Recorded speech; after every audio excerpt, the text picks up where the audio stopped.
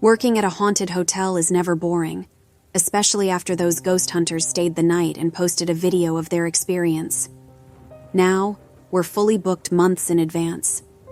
The best part is, our tenants make their rooms their own, and their unique haunting techniques have guests demanding specific rooms to get their scare on.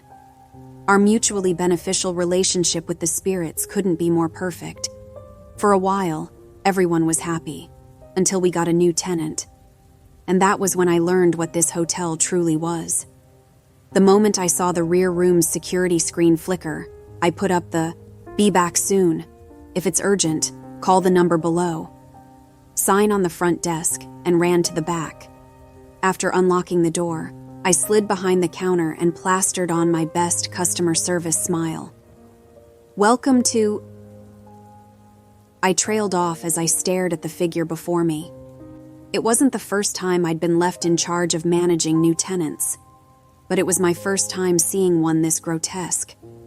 His eyes glinted deep inside his crushed skull, his broad frame hanging lopsided, his skin stretched so taut it highlighted every broken bone in his body. Mrs. Corres, the hotel's owner, taught me that spirits were not dead people, as we all assumed, but entities that materialize into existence during extreme pain and suffering. Since they feed off fear, they take the shape of what they believe is scary, and this guy really went all out. "Is there a problem?" he growled, his torn lips flapping against his broken teeth. Realizing I was staring too long in admiration, I quickly shook my head and smiled, making sure to address him respectfully as Weed, which is their version of Mr. or Mrs. "None at all, one Rigak," I chirped as I wiggled the computer mouse to wake up the screen. "Welcome to the Eidolon Hotel. Let me see."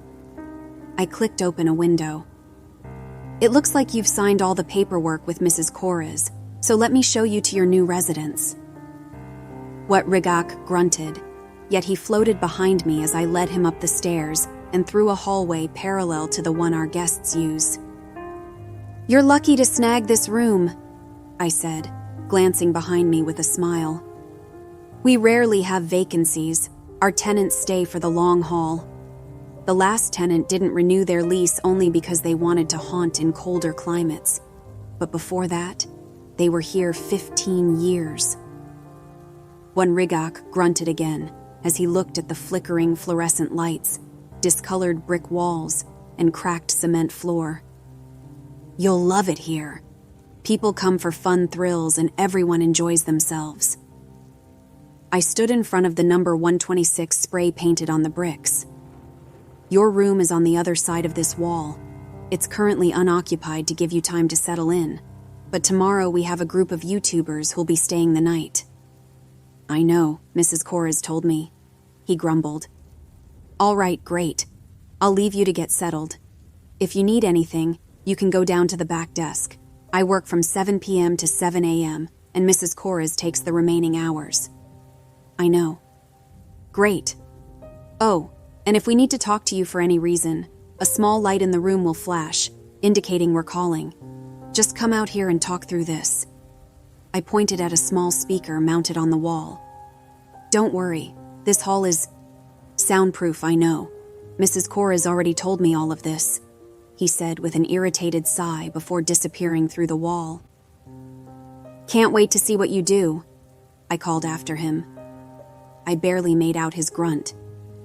Sighing, I massaged the smile off my face as I hustled to the front desk.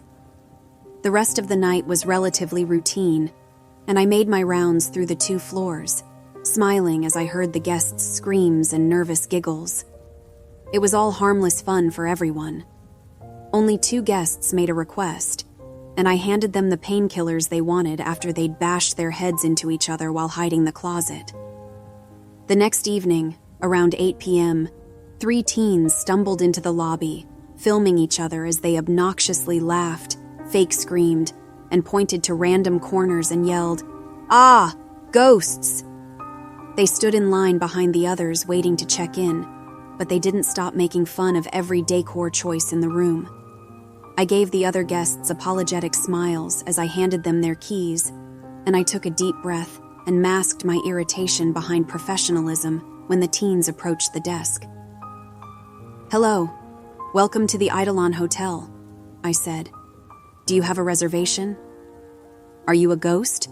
the taller boy asked, shoving his phone in my face as the bespectacled boy and freckled girl snickered. "Well, I work from 7 to 7, so this job does make me feel dead inside sometimes." They snorted a laugh, and the girl leaned against the counter. "For real, though, this is all just a scam, right? You've got, speakers and fans and projections and shit, right?" I shrugged. "Why don't you stay the night and find out? Do you have a reservation?" "Yeah, we do, and we're going to blow this scam wide open and post it all over YouTube." The bespectacled boy slammed his passport down. "Check us in." "Sure thing." I entered their information and smiled as I put them in room 126. "All set. This is your key. There's a vending machine near the gift shop there. I'm here all night if you need to check out early or require any assistance." They let out derisive laughs as they dragged their carry-ons up the creaky staircase, and I ignored them as I welcomed the next guests. I couldn't wait for what Rigak to wipe their smug smiles off their stupid faces. After midnight, I was done checking everyone in, so I put up the "Be back soon. If it's urgent, call the number below" sign, grabbed my phone, and went about my rounds. My smile faded as I passed room 126. I couldn't hear any screaming or nervous laughter.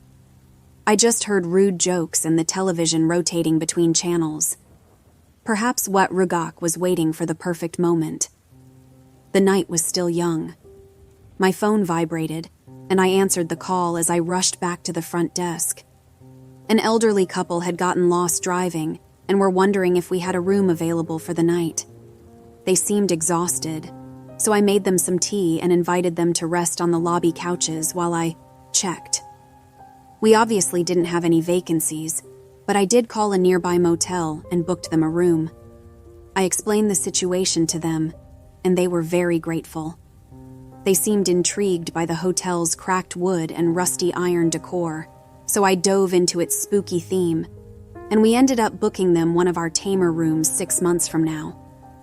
Afterwards, I helped them set up their GPS to guide them to the motel, and I wished them well.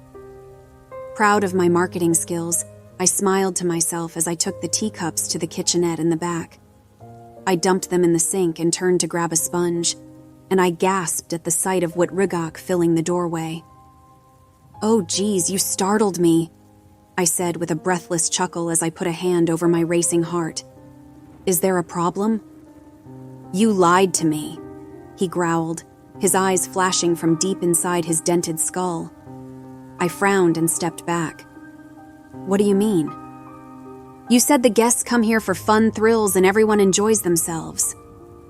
He swiped the microwave off the counter, and I gasped and ducked as it went soaring before crashing against the wall. "Well, wait, Wat Rugak," I said, my trembling hands up like a pathetic shield.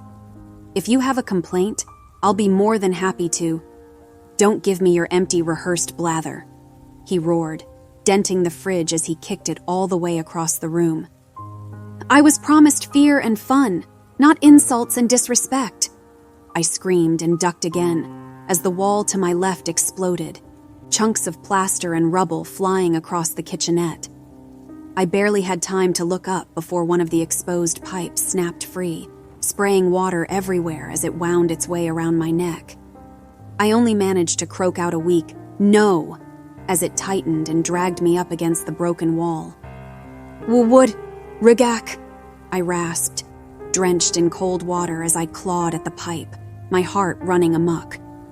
"Please, we can discuss this." "What is there to discuss? You lied to me. I've never experienced disrespect like I had today from those insolent maggots." The pipe lifted me higher, and I wheezed in terror, the toes of my shoes scraping the floor as I tried to push myself up. He was out of control. I had to calm him down before he killed me. "Weed, Rugak, I don't understand."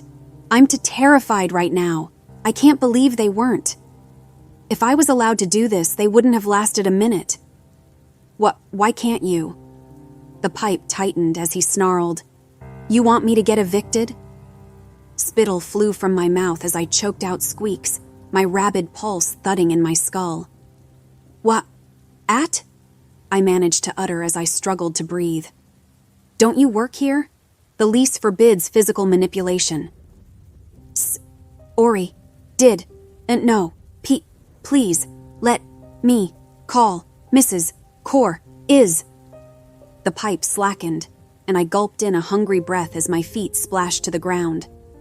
Call her, he snapped. I nodded, slipping a shaky hand into my soaked pocket. The pipe was still around my throat, too tight for me to slip through. He was still angry. I had to be careful. After a fruitless search of all my pockets, I scanned the kitchenette with a distressed gaze, and I found my phone lying face down on the submerged floor. Oh no. I pointed to it and turned a pleading gaze to What Rugok. Please, can I check if it's still working? You're completely useless, he growled. I screamed as the pipe tightened again, water cascading over me as I struggled to pry myself free. What Rugok? Is there a problem?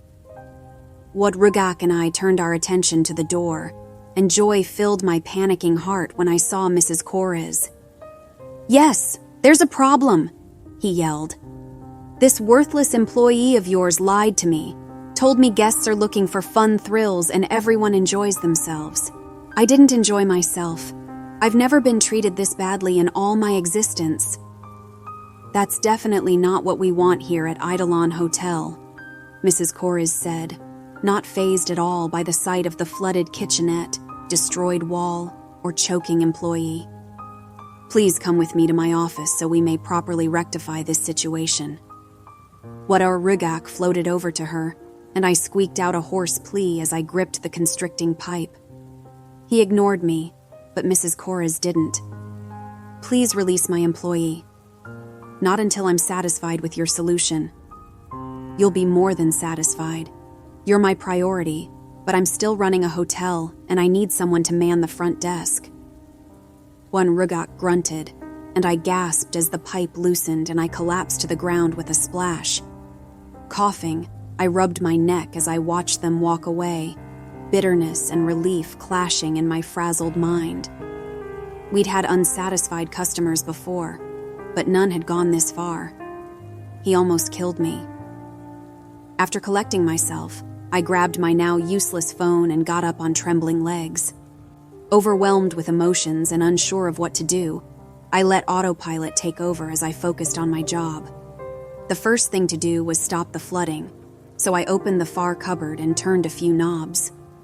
Once the flowing water slowed to a few residual drops, I hopped out to the hall and checked around, and I was glad to see the damage restricted to just the kitchenette.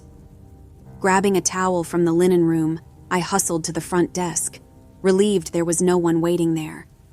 Shaking with a mixture of adrenaline and cold, I sat down, kicked off my soaked shoes, and began towel drying my hair, only to stop when a familiar laugh drew my attention. I pulled the towel down to see the freckled girl strolling over to the vending machine. "Why are you wet?" she asked, filming me. "One of our ghosts threw a tantrum," I rasped, flinging the towel over my shoulder as I unearthed a poised smile. She snorted a laugh and shoved her credit card in the vending machine. "You guys are so lame. Your stories are lame. Your decor is lame. Your effects are lame. The ghost in our room is a joke. I've seen scarier on Scooby-Doo. Maybe that's the ghost's plan." A soda can rumbled down, and she purchased another as she smirked at me. "And what plan is that? To have you enjoy a false sense of security before really bringing on the fear." She scoffed, punching in a third soda. "And what's bringing on the fear? You sneaking in dressed in a white sheet? By the end of the night, you'll be wishing that was it." She scoffed again, cradling the 3 sodas with one arm while still filming me with the other. "You really are lame. Say hi to YouTube, loser." I wiggled my fingers at the camera, and she chuckled as she made her way up the stairs. Enjoy your last night scamming people. This time tomorrow you're going to be all over the internet. I didn't reply as I watched her ascend, and my smile dropped once she was out of view. It was people like her and her friends that ruined places like this. Mrs. Corres should start being selective with the guests. She should also start being more transparent with me about the tenants' rules here. An hour later, Mrs. Corres walked over to me. "Are you all right?" she asked in concern, placing a hand on my shoulder. I rubbed my sore neck. "Not really. How did you know I was in trouble?" "I have cameras in the back rooms that notify me whenever spirits are in the vicinity. I saw what was happening and rushed over. I'm glad I wasn't too late. He's insane. He almost killed me. And he destroyed property. Property destruction is nothing I haven't dealt with before. I've already called our usual 24-hour handymen to come fix the damage. But I want to make sure you're all right.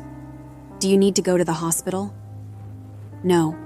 Nothing is broken or needs stitches. Just bruises. Are you going to evict him?" "Normally I would, but he's been through a lot." I frowned, incredulous. "He's been through a lot?" "Yes. And what happened was my fault for not anticipating his reaction to disbelieving guests, and for not being completely open with you." She sighed and pulled up a stool to sit beside me. "The Eidolon Hotel is a lot more than what I've told you. It's also a sanctuary." My incredulity shifted to confusion. "A sanctuary?" "Yes. While most spirits are born of suffering and feed on fear, some are born of evil and feed on each other. The older the spirit, the more rich they are, and Rugak's advanced age has made him the target of a particularly ravenous group of these viperates." My eyes widened. "What? They want to eat him? How? He's not..." I held my palms a distance apart and moved my hands up and down. "Solid. Neither are viperates. They feed by merging into their prey and absorbing their essence." "Whoa. So, he's here hiding from them?" "Yes, as are many of our tenants. It's our job to protect them from the viperates." I blinked, the reality settling in. "Wait, how?" I shot a nervous glance behind me, rubbing my bruised throat. "If they come here looking for trouble, we're no match. How can we even tell them apart from the good ones?" "Don't worry, I've set up protections. And they're easy to differentiate because their essence is white, not silver." I turned back to her, anger replacing my anxiety. "Shouldn't I have known about this when you first hired me? That explains why Rugak was so angry about being evicted when I asked why he didn't use physical manipulation, which you didn't tell me was forbidden here, by the way. It wasn't relevant to your job." She sighed, adjusting her bracelets. "Or so I thought. But Rugak shouldn't be a problem anymore. I've decided to modify all the leases to allow for physical manipulation, as long as they don't injure the guests or cause permanent damage to the room." I sat up, my emotions rotating to excitement. "Really? As of now?" "For Rugak, yes." I couldn't help but smile. "Oh, I can't wait for him to scare the hell out of those brats." My smile faded. "By the way, you should be more selective with who you let stay here." "I agree. There's a lot I'd like to discuss with you regarding the running of this hotel, but we can do that later. You should go home and rest. I'll take over the remainder of your shift." "Oh no, I'm not leaving until I see what Rugak..." My sentence was cut short by a trio of screams, and we turned to the staircase as it squeaked against frantic footsteps. The freckled girl was the first to appear, her face twisted in terror as she flew down the stairs. She tripped on the last step and face-planted, but that didn't stop the two boys from leaping over her and dashing to the front door, their hyperventilating breaths stuttering as they jerked and pulled at the handle. The girl scrambled up and ran over to them, sobbing as blood dripped from her nose. As horrible as it sounds, the sight elicited a genuine smile from me. and I propped my elbow on the desk and leaned my chin on my fist, watching with ultimate satisfaction. "Oh my goodness, are you all right?" Mrs. Corres asked as she hurried over. "Let us out!" the taller boy yelled, crying as he yanked at the door handle. "This door only opens from the outside or with a code for this very reason. We can't have our spooked guests running out and driving under such conditions. You also need to check out." "But he's going to kill us!" "No one is going to kill you. Our ghosts are friendly and provide hauntings that match the guest's attitude. You must have presented yourselves as very confident." They stopped fighting with the door, their chests heaving, their faces drained of blood. "We thought it was fake," the bespectacled boy said, trembling. "He must have taken that as a challenge," Mrs. Corres said. "Come, sit. I'll make you some herbal tea to help calm you down, and I'll get you some ice for your nose." The 3 teens sat down and wrapped themselves with the provided blankets, jumping at every sound and shadow, their phones nowhere to be seen. I couldn't help myself as I asked, "Did you get the footage you wanted?" My smile widened as they refused to make eye contact. As crazy as this shift was, it couldn't have ended in a better way. I figured I'd continue writing about my experiences working at a haunted hotel. Unlike the previous experience I shared, this one had my life threatened by humans, not spirits. Before I get to that, I thought I'd explain how I ended up becoming a partner at such an unusual business with Mrs. Corres. You see, this hotel has been in Mrs. Corres's family for generations, and only her family, until her brother and his wife and kids passed away in a tragic accident. Having no children or other living family members, and not wanting this business to end up in the wrong hands after her death, Mrs. Corres began interviewing potential partners. At first, she only posted that she was looking for an open-minded person for a front desk position, no experience necessary. It was quite vague, but I was broke with only a busted car to my name, so I applied. During the interview, she gradually questioned my thoughts on the supernatural, and I expressed my curiosity. I loved horror movies and always wondered if ghosts, aliens, and cryptids were real.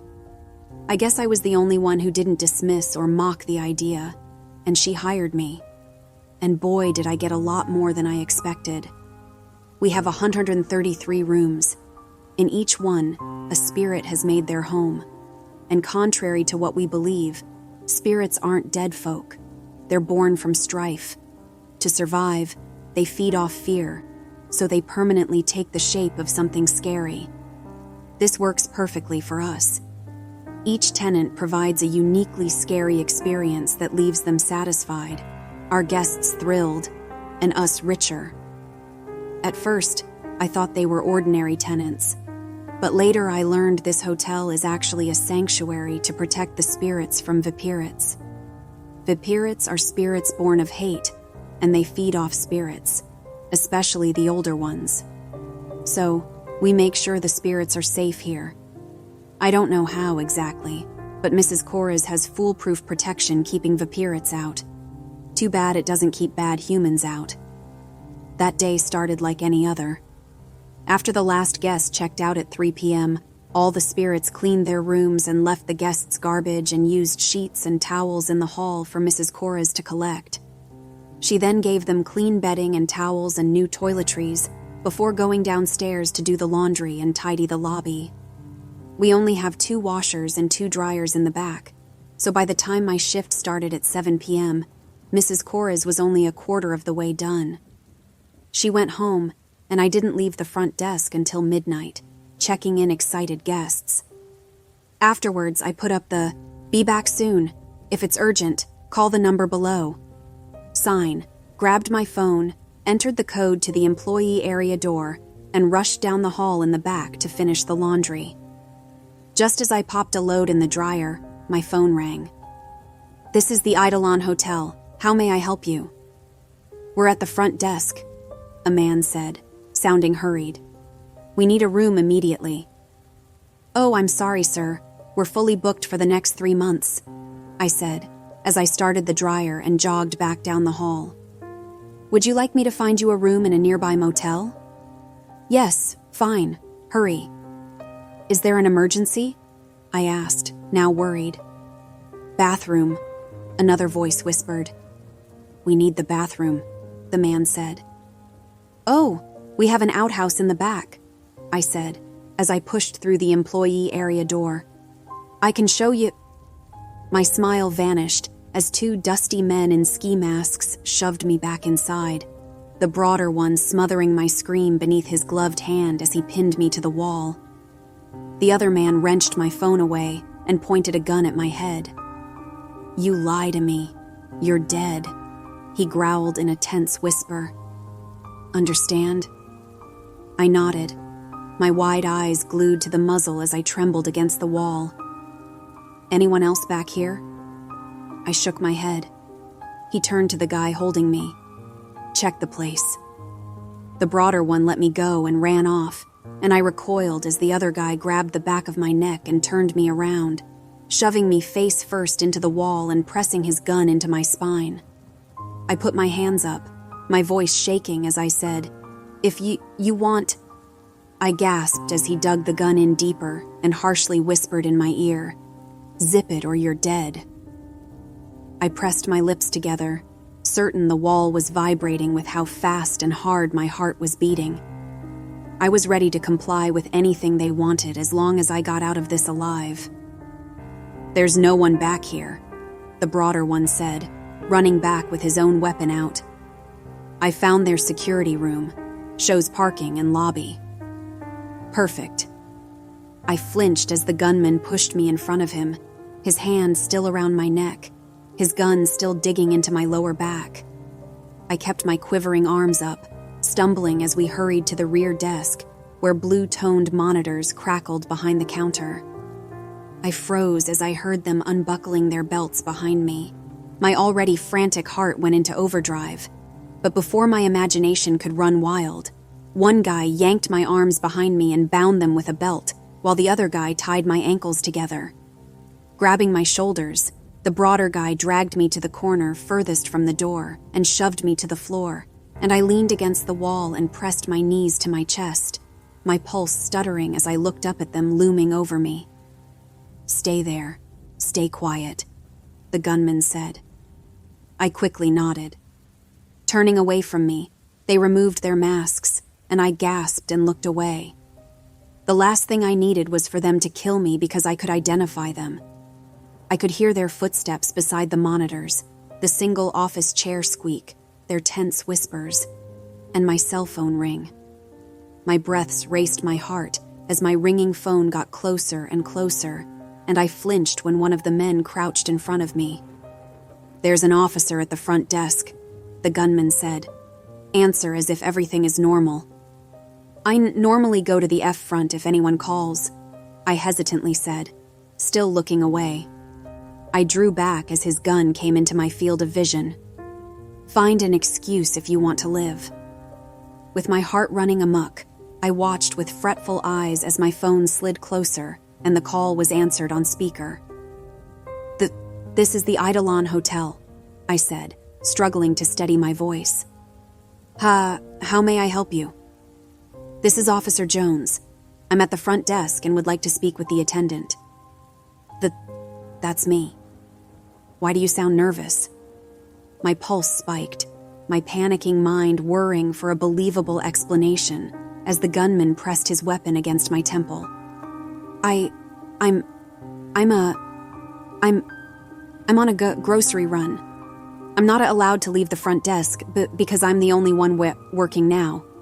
But a guest needed, pee pads. I'm nervous, Beat, because I don't want my B-boss to know.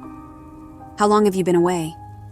Half an hour, the gunman whispered in my ear. Half an hour, I echoed. Officer Jones sighed. All right, relax. I won't tell your boss. Just answer me this. If someone were to enter this hotel without you here, what do they have access to? Nothing except the lobby and vending machine. You need a code to get to the employee area, the guest room's hall, even to get out the front door. The front door? Why? This is a haunted hotel. People sometimes get so scared they try to run out, which is dangerous. A haunted hotel, huh? I gulped at the lingering silence, the cold metal of the muzzle still against my temple. All right, thank you for your time. I'm looking for 2 men that might be in the area after their car broke down on the highway. One is 6'3", the other 5'11", more muscular. They were dressed all in black. If you come across 2 men that fit the description, please contact me. I'm leaving my card on the counter. Of course, officer. And I'll be needing the front door code. Right. It's 2NEO037. Thank you. He hung up, and I let out a quivering breath of relief when the gun was pulled away. A haunted hotel? The gunman asked, a smile behind his words. I nodded, my anxious eyes still turned away. Do people fall for it? I wasn't about to explain everything to a criminal while at gunpoint, so I nodded a second time. He chuckled and stood up beside his partner. Do you have a car? I nodded yet again. What is it and where are the keys? It's the white Honda with no rear bumper. Keys are in the V-visor. Perfect. Once I heard their footsteps walk towards the monitors again, I rested my head against my trembling knees, feeling queasy from all the tension. I wasn't trained for this. These guys were on the run, and from what I could gather, they wanted to take my car and continue their escape. I was glad they weren't going to target the guests, but there was no guarantee they weren't going to hurt me, take me, or worse. The spirits were the only ones who could save me, but they were probably all busy scaring their guests. I looked up at the ceiling, trying with all my might to will a spirit down here, but no one showed up. Maybe I could ask if I could make a phone call. Maybe I could say I had to call my boss or she'd get suspicious, and then I'd call one of the spirits. Maybe Wat Rigak. He was terrifying. Or one bunny. He was a nightmare personified. Or maybe I should just stay quiet and compliant and hope these criminals won't do anything to me. I sat up when my phone rang again. If it wasn't the front desk, then it was either Mrs. Cora's or one of the rooms. I could finally get a message out. The gunman walked over and crouched next to me again. It says room 107 is calling. Answer normally. You know the drill. I tried to ignore the gun as the call was answered on speaker. This is the Eidolon Hotel. How may I help you? Hey, yeah, a young lady said as someone giggled in the background. My sister, thinks our ghost is hot. Is she in your gift shop? Oh, yes, I replied, my heart drumming as I tried to find an inconspicuous way to send a message. We have a figurine, a pea plushie, and a holographic poster. They have a figurine, a plushie, and a hollow poster. There was more giggling and laughter, and the lady said, We'll take all 3. That's great. The G gift shop is open 11 a.m. to 3 p.m., but if you need to check out earlier, let me know, and I'll make sure you get your souvenirs. We're not checking out early.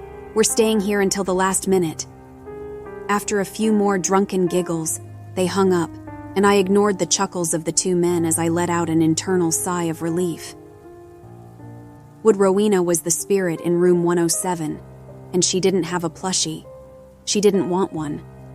I was sure she'd heard the lady on the phone, and I was sure she'd be down here in either anger or concern. You're running an interesting hustle here, the gunman said, standing up. It's not a hustle. It's a real haunted hotel, I said, hoping to stall them until W. Rowena showed up. They laughed, and the gunman asked, So, how many ghosts are haunting the place?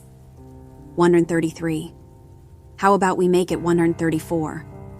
My eyes widened and I couldn't help but look up at him, and I gasped at the sight of the gun aimed at my skull. No, please, I pleaded, cowering against the wall. I did everything you wanted. You've also seen our faces and heard our voices. I won't tell anyone. I also have a terrible memory. They chuckled, and 2 eerie chuckles joined them. Now the men were the ones gasping as they turned to face the door, where twin little girls in long fleece nighties were floating, their big eyes completely white. My heart leapt with overjoyed relief. What Rowena must have asked Wood Tamara and Wad Samara to be a distraction. "You've been bad boys," the girls said in unison, their echoing voices filling the room, their grins highlighting their tiny, pin-like teeth. The men stumbled back and aimed their guns at the twins, but before they could shoot, a silver blur tore the counter away from the wall and rammed it into them, pinning them against the wall and sending their weapons flying. The silver blur was now still, revealing Wad Rowena in all her demonic glory, her horns grazing the ceiling, her wings curving around the room, her tail whipping back and forth, her fangs bared, her claws buried in the counter's wood as she pressed it into the criminals. She may have chosen to look like a succubus, but the only emotion she was eliciting from these men was fear, and I knew she was enjoying their screams as much as I was. "Are you okay?" W'd Tamara and W'd Samara asked, floating over to me. "I am now, thanks to you two and W'd Rowena," I said, still trembling despite my smile. "Can one of you untie me while the other finds my phone? There's an officer I need to call." Joe Bunny was following my advice to a T. "I guess the ghost is gone now," I said, still filming. "Thank goodness." The fridge door slammed shut, and I screamed as something brushed against my legs. I hopped away in an awkward dance, fumbling to open my flashlight, only to wince when the bulb came back to life. I let out a breathless chuckle as I sat on the stool again, trembling with adrenaline. "That was amazing, One Bunny. You're a natural." He appeared in the doorway again, grinning. "That was the best meal I've had in ages. Now imagine how scared the guests will be." He licked his lips again, his eyes dancing with opportunities, and I smiled. "Now go up there and give them their money's worth." "Thank you so much for your help." "My pleasure. Ooh, wait, you have an old boombox in your room, right?" He nodded. "I have a tape in my car of a bunch of creepy songs I recorded last night." "A tape?" "Yeah, a cassette tape. I was thinking of making a copy for every room, but you can try it first.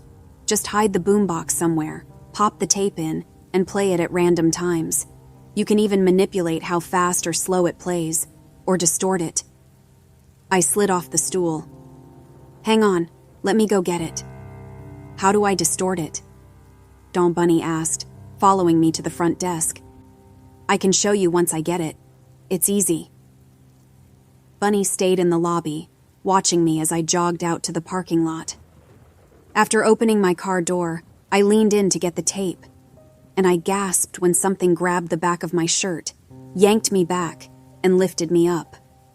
Wide-eyed, I turned to my attacker, and my heart dropped as I found myself facing a sheer white, indescribable mass of vines. "Get me in there," it hissed, its voice reverberating in my head. A viperate. I'd never seen one before, but I knew they were as white as spirits were silver. Panic clashing with determination, I wiggled out of my shirt and left it in the vipirate's vines as I sprinted towards the hotel. 1 second, I could see Bow and Bunny pacing anxiously behind the glass door. A second later, all I saw was my car as it fell from the sky and crashed right in front of me. I screamed and skidded to a halt, the momentum sending me tumbling to the ground, and I screamed again as the vipirate grabbed my pant leg and lifted me up, and up, and up. It stopped once it was floating above the hotel, its vine dangling me precariously by a pant leg, and I was terrified of heights. My manic heart was practically dangling out of my mouth as my arms flailed in useless windmills. "Oh my God!" I panted, my eyes squeezed shut, my lungs spasming as I gasped in what I was certain were my last breaths. "Get me in there," it hissed again. I can't, I yelled. I screamed as it shook me, my pants sliding past my waist. My terror surging, my hands shot up and grabbed the fabric tight, my muscles quivering as I strained to keep myself from slipping out. Blood rushed down to my head, and my pulse hammered against my skull, my breath stuttering as I kept my eyes shut tight. "You can," it said. "Remove the protection." "I didn't put it there." "Who did?" "I'm not telling you." It shook me again, and I was pretty sure I felt my soul temporarily leave my body as a deathly chill coursed through every one of my tense cells. I was going to die. There was no question about it.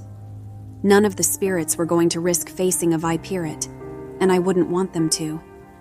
And even if they called Mrs. Corres, she wouldn't be able to save me.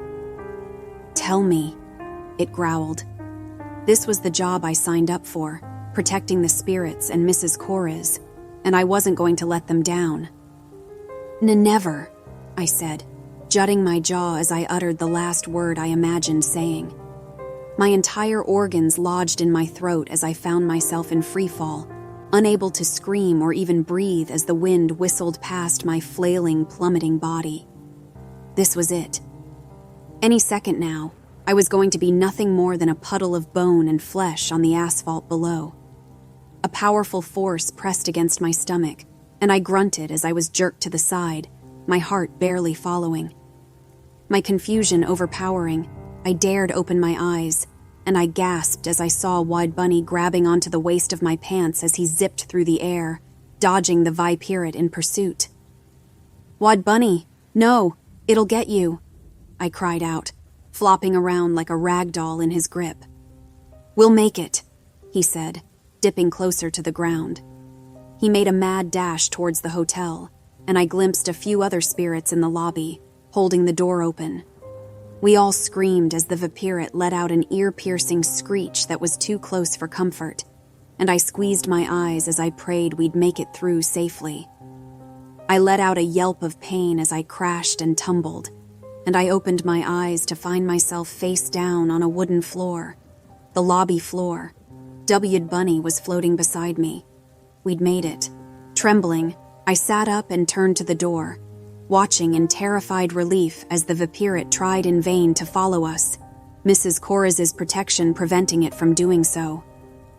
Wad Rowena mocked it, while Wad Dolor and Wad Likos shied away, scared despite their safety.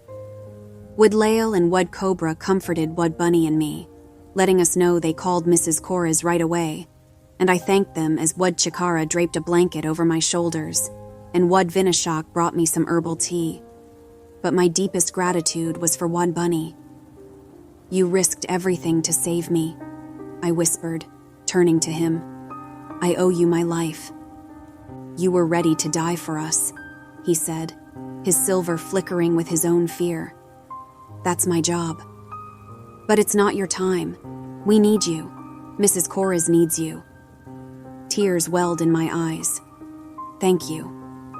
A pained screech turned our attention to the door, and we watched in awe as Mrs. Corres marched up to the Viperate, her hands up, each holding a strange object. She seemed to say something while waving them, and the Viperate shrieked and writhed, trembling as it coiled itself tighter and tighter. Soon it was no bigger than a bright white volleyball, and I flinched as it exploded into a million luminescent shards that dissipated into the night. The spirits cheered, and then they all vanished as I heard footsteps coming down the staircase. I looked up to see a guest hesitantly peeking down, confusion written all over his face.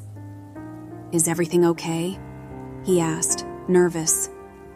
"Yes," I said, standing up on shaky legs. "Do you require any assistance?" "No, we just heard a ruckus down here and got worried." "Don't worry, it's all part of the experience," I said, managing a smile. "Oh," he let out a relieved chuckle. "Awesome. You guys really know how to set the mood." "Glad to hear it. Enjoy the rest of your stay."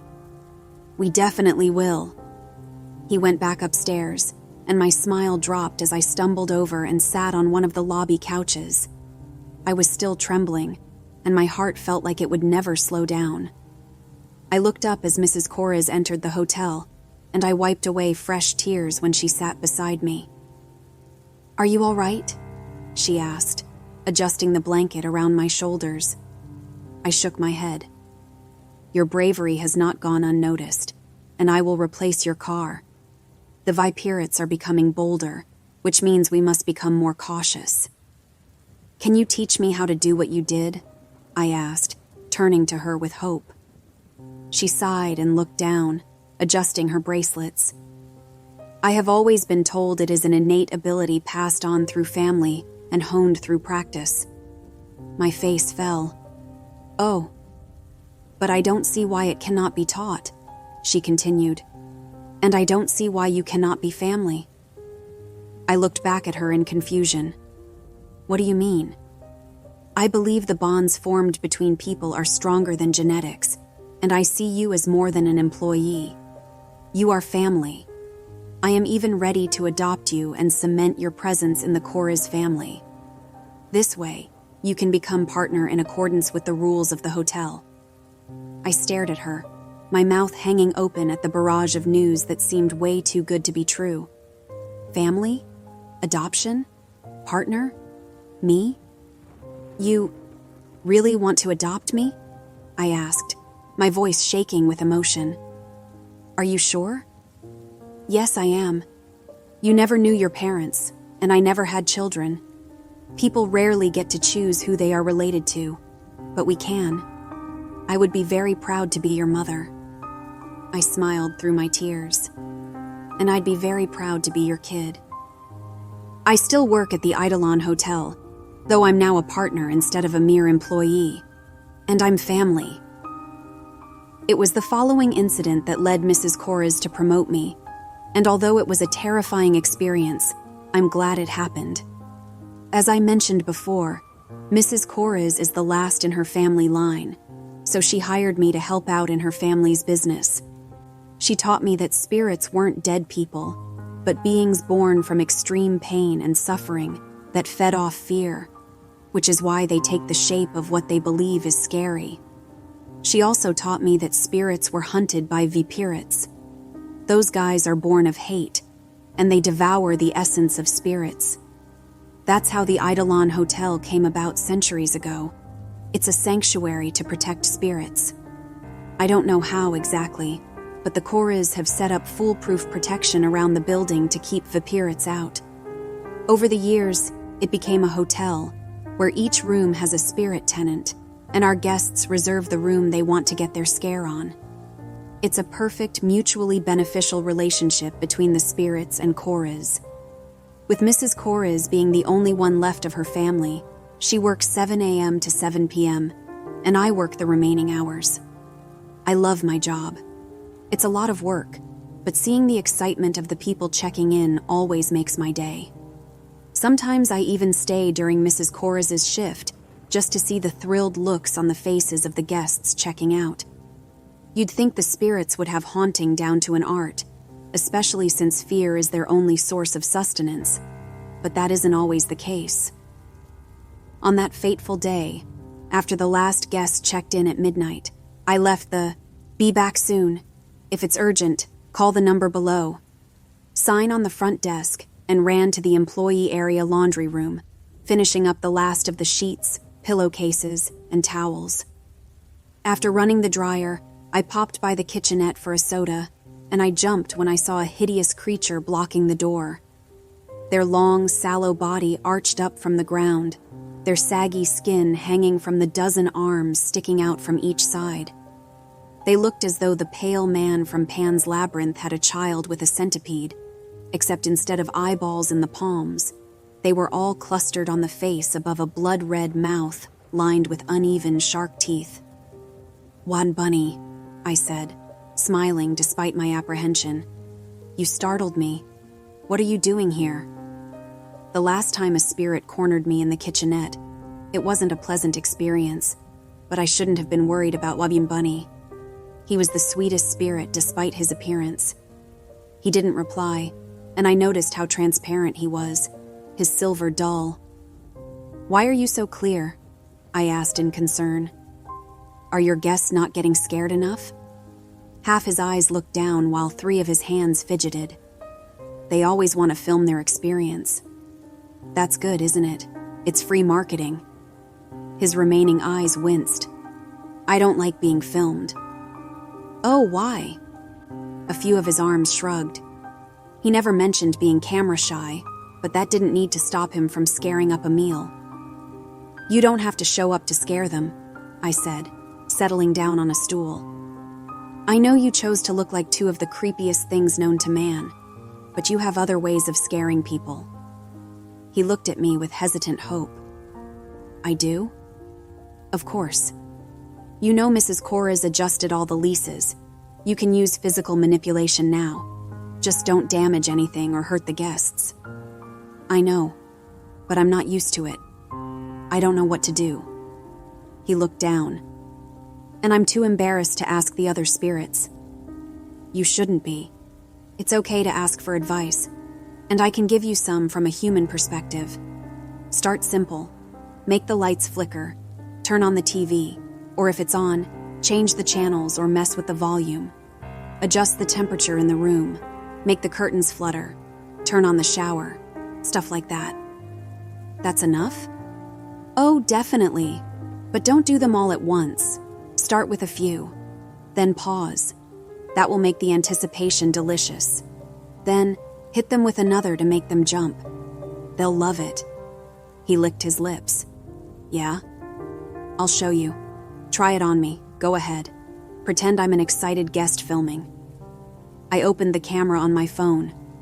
Ooh, I can't wait until the haunting starts. Where is my mysterious ghost and what are they going to do? Wooden Bunny smiled and vanished, and a few seconds later, the light began to flicker. I gasped and filmed it. Ooh, is that the ghost, or is the bulb going out? Just then, the light went out, and I yelped when the faucet gushed open. I jumped off the stool and let out a shaky laugh, only to whip around when the fridge door creaked open, illuminating the room with a faint orange hue. Despite knowing this was all harmless, my heart still raced as I pressed my back to the wall and waited, and waited, and waited. The anticipation was agonizing.